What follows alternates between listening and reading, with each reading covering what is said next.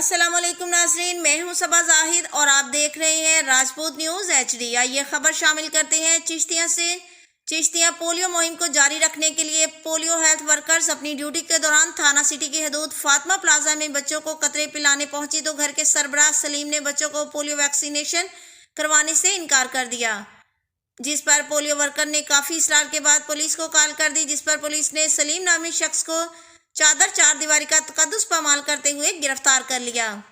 تفصیلات کے مطابق چشتیاں میں پولیس کے انکاری پر چشتیاں پولیس تھانہ سٹی اے ڈویژن نے چادر اور چار دیواری کا تقدس پامال کر کے بچوں اور عورتوں کو زد و کوب کرتے ہوئے تشدد کا نشانہ بنایا اور گھر کے سربراہ سلیم نامی شخص کو گرفتار کر لیا، جو کہ ویڈیو میں واضح طور پر دیکھا جا سکتا ہے۔ پولیس اس کو سرعام تشدد کا نشانہ بنا رہی ہے۔ پولیس نے سنگین نتائج کے تحت مقدمہ درج کر کے حوالات میں بند کر دیا۔